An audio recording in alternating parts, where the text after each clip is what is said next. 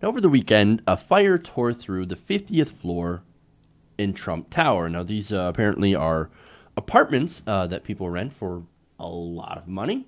I don't know anybody who would want to live in Trump Tower, and apparently, and I'll get to this later on in the story, there was somebody who was unfortunately lost their life in this fire that did not want to be in the apartment complex to begin with. Now, that fire broke out just before 6 p.m.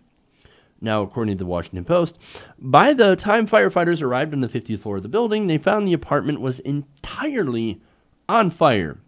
Now, according to New York Fire Commissioner Daniel Nigro, they said, forcing their way into the unit, firefighters pulled out one person, unconscious and unresponsive, who had been trapped inside. The man, who was later identified as artist Todd Brassner, was taken to the hospital in critical condition and then later died. In all, about 6 firefighters suffered minor injuries fighting the blaze. So, look, that's a disaster.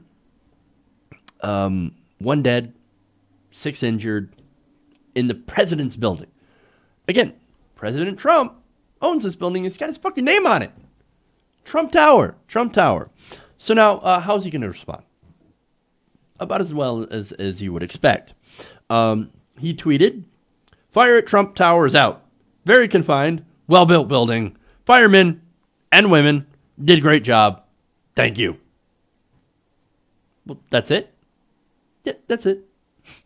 Now, he tweeted this at the time when the blaze was not out.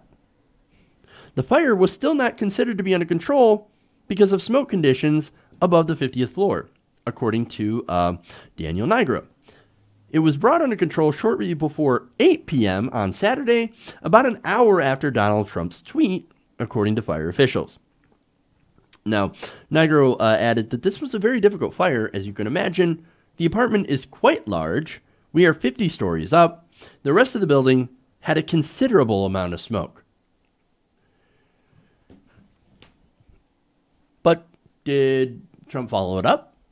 No, he did not. That was the only tweet that he talks about. Look, it's not as if Donald Trump isn't a prolific tweeter. He spends more time on Twitter than I do. And I'm supposed to be on there for my job. He's not. But no, he tweets all the time. So, okay. You know what he was tweeting about?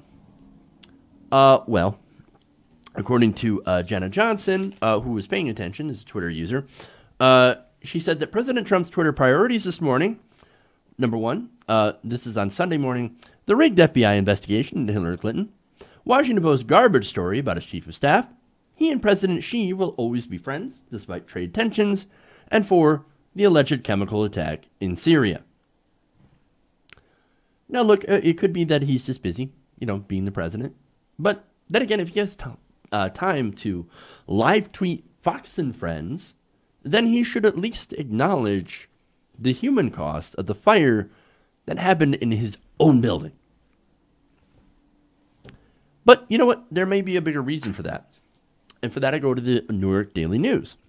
After the fire, Trump's former opposition to a law requiring sprinklers in residential high-rise buildings had come under scrutiny. In the 1990s and early 2000s, Trump lobbied against a bill that would have required sprinklers to be installed in all residential buildings in New York, backing down only after existing buildings, such as his own, were allowed to be grandfathered in.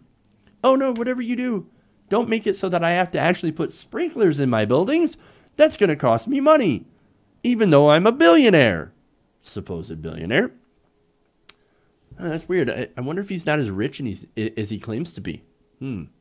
Or I guess maybe if he is rich, he's such a penny-pinching miser that he doesn't care to put sprinklers in his buildings. Nah, if somebody dies in my apartment complex and it catches on fire, but sad day for you, I don't really care. I'm going to go tweet about something else. That's exactly what just happened. It's exactly what happened. Now, do you think he cares, as I said, that there were no sprinklers? Which, by the way, this was confirmed on Saturday by, again, Fire Chief Daniel Nigro. He confirmed to reporters that there were no sprinklers in place in the upper residential floors of Trump Tower, exactly where the fire broke out.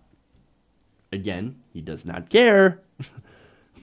Instead, all you get is a tweet about his well-made building that has no sprinklers. Again, I think a well-made building is a building that isn't a fucking death trap. But then again, that's what happens when your owner is too cheap to make sure that there is a sprinkler system in place to make sure that you can actually fight fires. Look, maybe I'm being unfair when I say that this could have been a preventable tragedy. This could have been entirely preventable had there at least been a sprinkler system. Sure, there probably would have been damage to the apartment and people with smoke inhalation and things like that. But odds are, maybe the fire wouldn't have gotten so big and so deadly had they had a fire suppression system in place. Hey everybody, thanks for watching this video.